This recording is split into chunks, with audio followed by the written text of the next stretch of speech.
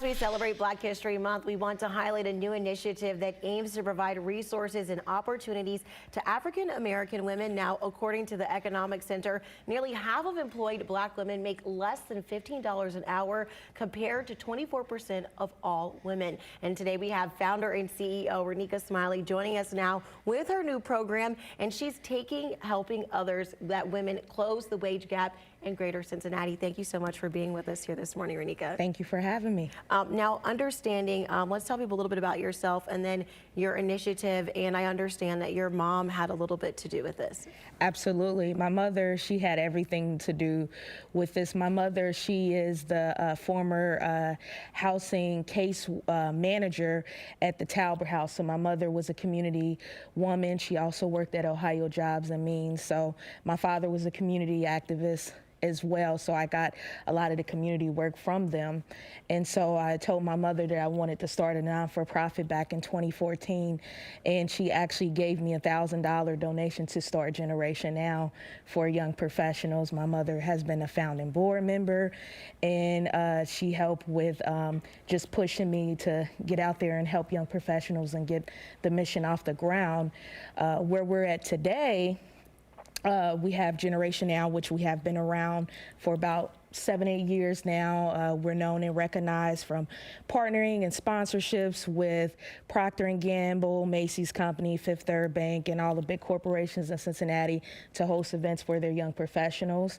Now we have started a workforce development component, which we're launching workforce programs, and we actually we're actually funded not-for-profit by United Way because of the workforce programs we are launching for young professionals.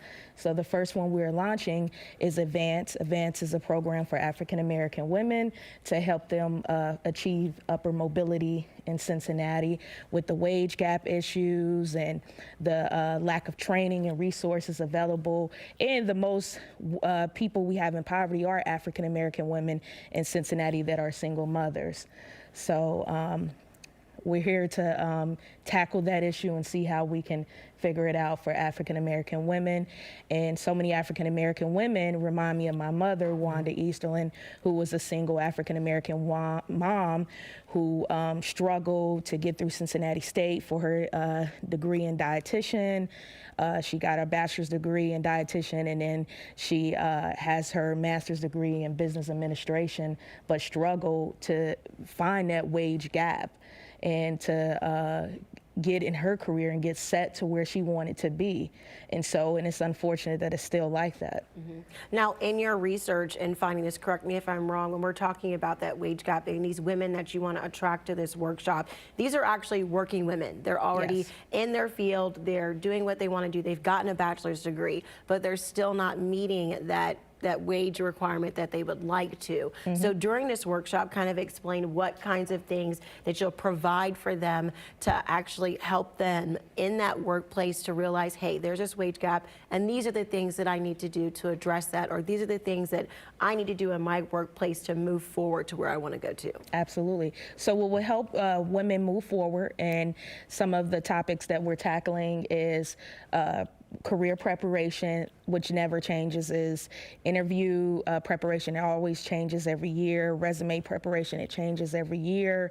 Now they have talent acquisition sourcing departments in the positions in the HR departments that actually go through and scan resumes and look at them, and they're looking for different criteria. So it's important to understand the importance of having an updated resume.